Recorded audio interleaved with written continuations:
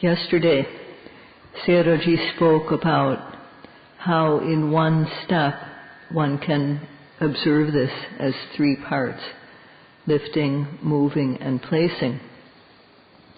And he didn't describe this in detail yet, so today he needs to go over this in detail. Yesterday he spoke about how at the moment of lifting, to apply effort and aim, observe steadfastly. The present benefit that is gained by the yogi in doing this is purity of mind. The mind becomes free of defilements.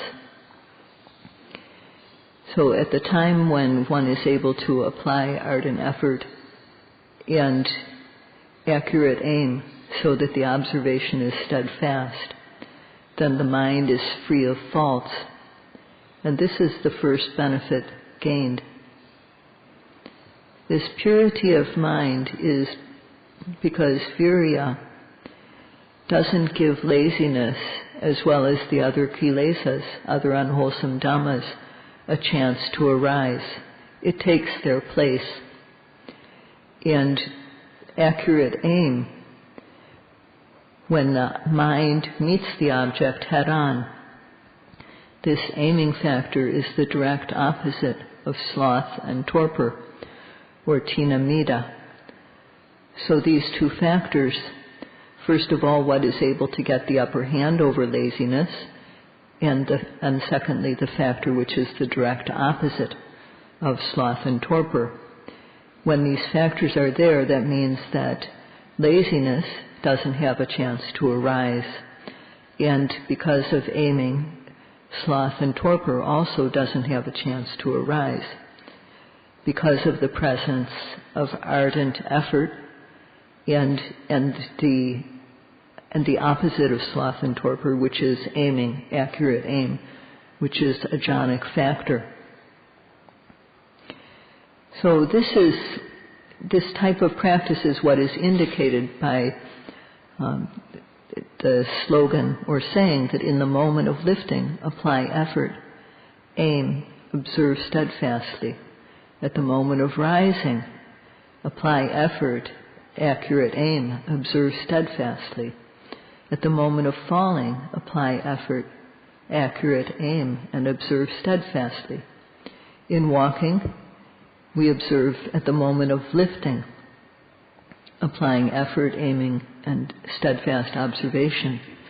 At the moment of moving, at the moment of placing. And the result is that the mind becomes clean and pure. Every time one can observe the arising object in this way, the benefit is gained of mental purity. And this in Pali is citta visuddhi, purity of mind. If this happens one moment after another, many, many times, amazing energy is developed, is produced. So Sayadaw will continue to speak about this, and he will also speak about how one knows. When we apply effort and accurate aim all the time on the lifting action, then the mind will stick to the matter or on some physical quality. What sticks on that object is the quality of sati, or mindfulness. And what settles onto the object is samadhi, concentration, what sinks into the object. It's similar to when we're throwing darts at a target. We have to hit the target. The dart has to penetrate into the target. So we aim at the target, and even before we're able to hit the bullseye, if we can still hit some part of the target, then we can get points. So for the yogi, we apply effort to get our mind to the object of lifting, and the mind sticks to it. And when that happens, we know the matter, at a gross level, or we know the lifting leg. We don't yet know the true nature. If we are knowing the manner of lifting up or the form of the leg, that is not yet knowing true nature. But still, it's like being able to hit the target somewhere. We get points as a yogi when we know the manner or the form. So we don't yet know the qualities that are there in the lifting, such as tightness or lightness, or we don't know the series of intentions that causes the lifting to occur. But we know the physical leg, we know the physical matter of the lifting, we know the leg. And at the start, this is what it's like for yogis. This is what they know. But we keep on trying, we keep on going, and as we do, we get closer and closer to the bullseye. And then, as in shooting darts, when we can finally hit the bullseye, you can imagine how happy a person is when they finally become able to hit the bullseye with their dart. And the yogis also, when the mind comes to know the qualities of the lifting and the intention to lift the leg, then the yogi is very happy. When the yogi comes to know more than this, they become even happier.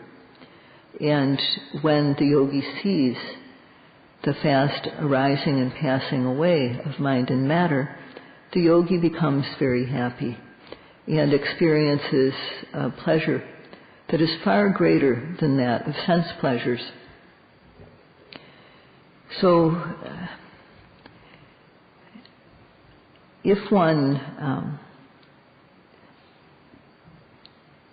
we should try to work in this way of observing with applied effort and accurate aiming the lifting and the moving and the placing, even though we aren't hitting the bullseye yet.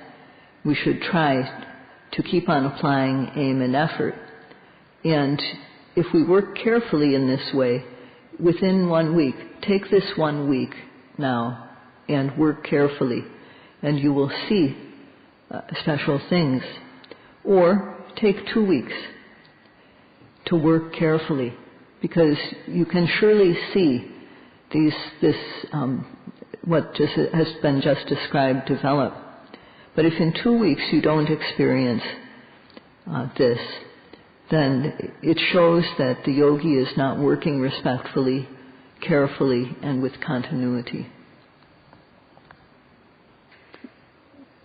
Most people on the outside who don't know about the practice of satipatthana, as the yogis are doing now, or people who come to the practice and practice in a superficial way, they know when they lift the foot, they know that they're lifting.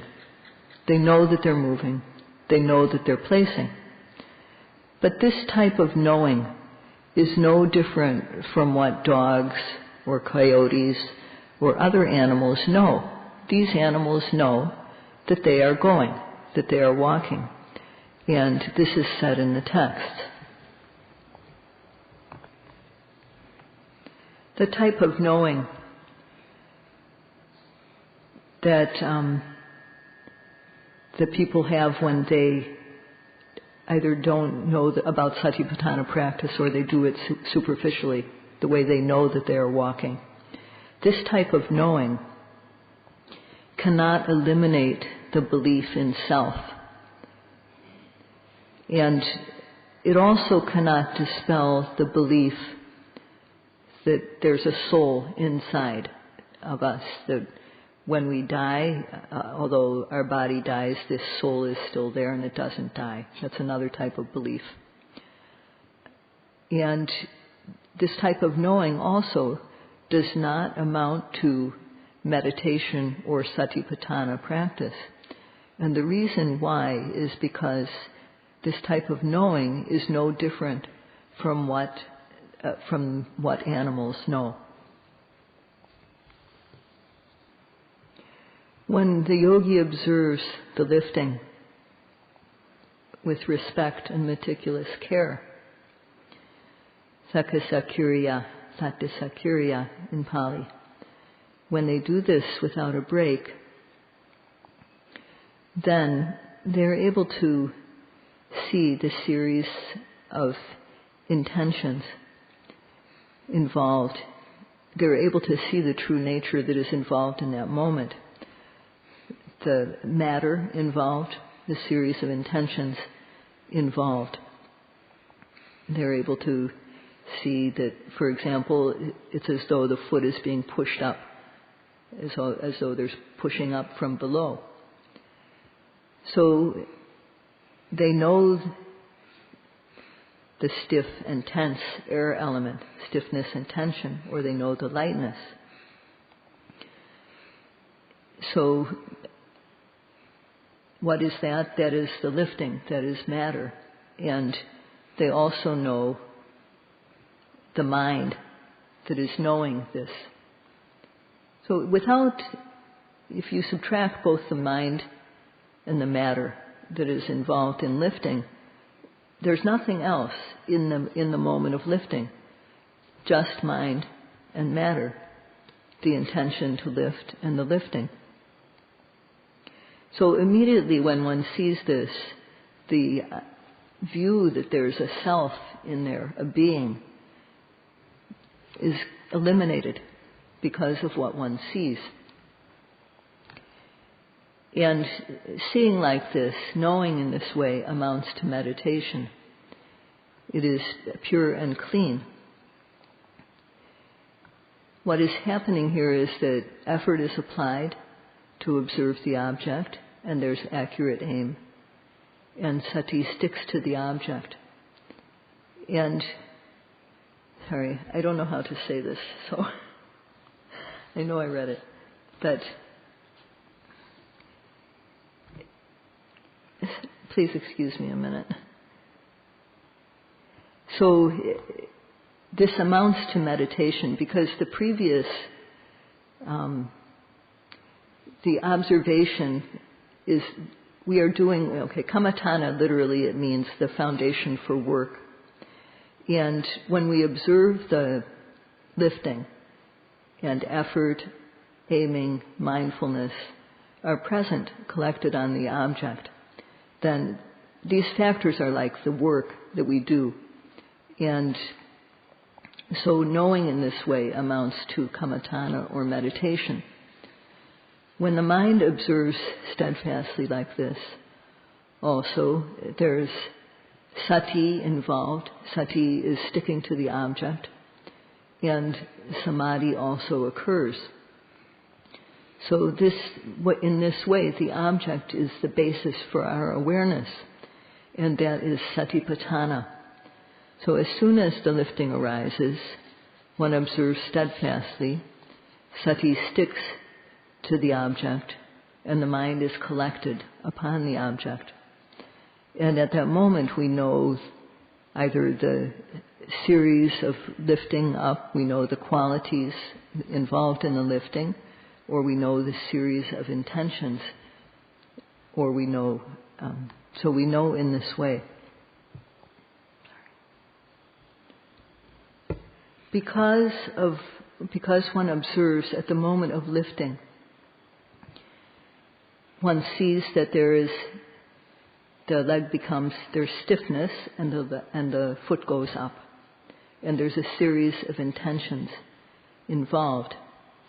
So if one knows either one of these, the stiffness, the lightness, or the series of intentions, then one is knowing sabhava, or true nature, and one is knowing correctly.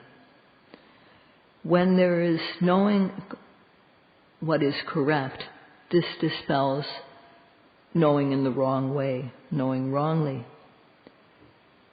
In the moment of lifting, there's stiffness or tension or lightness. Not a person.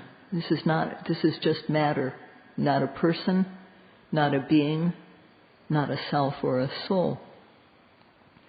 And there's the intention to lift that occurs in a series. This is nama, or mind, not a person, a being, or a soul.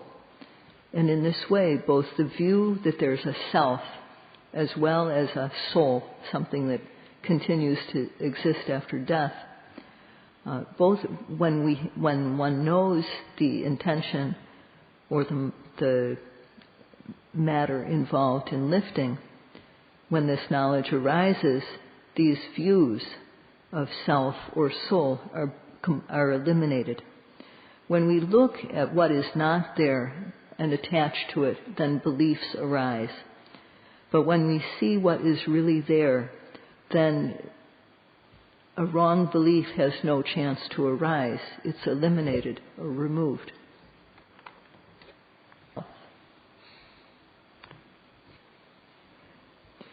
If a male yogi is walking, if a female yogi is walking, if a lay person is walking, is it a person? Is it a man? Is it a woman? Is it a monk? One has to search for the walker. There's a series of intentions to walk, and there's a series of tension and lightness. In this series of intention to walk, is there a being, a person? Is there a man or a woman? No. There's just the intention to walk. In the series of moments of tension, of lightness, is there any man, any woman, any being? No. Is there anything like a soul that people believe is there? Is there a supreme being who is making his creation walk? So we have to think about this. And if that answer comes to your mind, well, if there's when one sees clearly that there is a series of intentions and a series of lifting, then one will no longer have this belief anymore in a self or in a creator. There's just a series of intentions and a series of lifting or going. Because of the series of intentions, walking occurs. It doesn't happen because of a creator. And one will come to know this through the practice for oneself. To know this in the moment of lifting. To know the lifting, the matter that occurs. To know the series of intentions to lift or to walk. Apply effort, accurate aim, and observe steadfastly. When there's effort to observe the object, then defilements don't enter the mind. When there's aiming, the mind doesn't slip off the object. And so the mind is clean. When sati comes to stick upon the object, then there will be no defilements entering the mind stream. And further, the mind won't go here and there to objects of sense pleasures. The mind will be collected, unified on the object. No one can deny that this happens. So try and observe for yourself. And if you are able to observe in this way, to note the object in this way for 1 minute, this amounts to meditation. This amounts to satipatthana bhavana. What is the benefit? The benefit is that true knowledge occurs. One will know what is really there as it is. At this time, nama rupa, cause effect, to know these is correct. So at this time one will know how mind and matter, nama and rupa, occur together.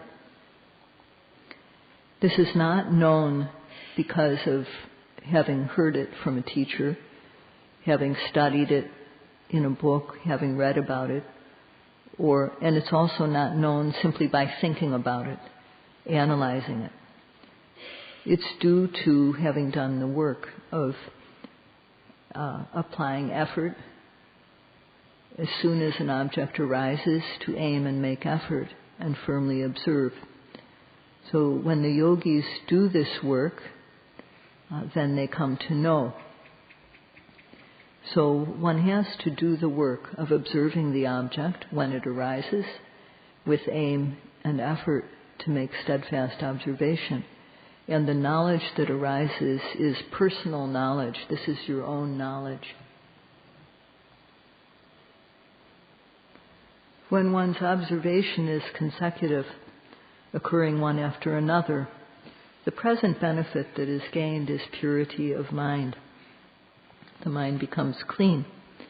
And further, one sees mind and matter occurring together. And this removes the view of self. When one sees that there's just mind and matter occurring, one knows there's no woman, no man, no soul. The idea that there's a soul inside us is removed. Removed means that it has no chance to arise. This is a benefit that comes, a further benefit that comes, following on gaining purity of mind. When one's notings become continuous, then, when one knows what is as it is, then the view of self or soul is removed. And if we don't know in this way, this belief will be there. There's a soul, there's a self. This type of knowledge, the Buddha called sampajanya. Janya means knowing, or the intelligence which knows. It's not something that is known due to hearing. It is samjanya. That is, it is knowledge that comes about because of practicing according to the correct method. So it is correct knowing. One knows fully, not just part. And it's not second-hand knowing. One knows for oneself. So this part of sampajanya, sam and janya, means knowing correctly, knowing completely, and knowing personally. This is practical knowledge. Knowing in this way is not confusing, and therefore is called patjanya. And this means that one knows distinctly. For example, one sees intention completely separate from matter. One sees mind separately and matter separately, not mixed up. One sees them as distinctly different things. So this is distinct knowing. And this knowledge is special in comparison to what one has learned from reading or from hearing, or to what one can learn through reflecting or analyzing. It's special in relationship to these other types of knowing. So this type of knowledge is knowing distinctly and in a special way. The text explained that nama rupang yatawa dasanang teti visuddhi nama. That means to see mind and matter. Seeing mind and matter as they really are is called deti visuddhi, or purity of knowing, purity of vision. So when one observes the lifting and sees clearly mind and matter this is knowledge that occurs because of applying the correct method, because of working correctly. One knows the method, one applies it, and one observes directly what is there. One sees it as it is. So seeing what is as it is purity of knowing. There's no self or woman or man involved in what one sees. What one knows is clean and pure. So when yogis work respectfully and carefully, they can come to see this in 1 week. They can gain this type of understanding. If the yogis have not developed purity of mind, if there's no faith, if there's no desire to gain the benefits, or if the yogis have not yet gained purity of mind, then it means that there is not faith in the work, no desire to get the benefits, or not valuing the work. If in a few days the yogi is able to get this benefit, then those around, they admire that person. And the meditation teachers also love this type of yogi. So when those around admire, this is wholesomeness that arises. So in order for wholesomeness to arise, and in order to become loved, not necessarily to become loved by the teachers, but for this good situation to happen, Sayadaw hopes that all of you will be able to work and become true yogis. That's all for today.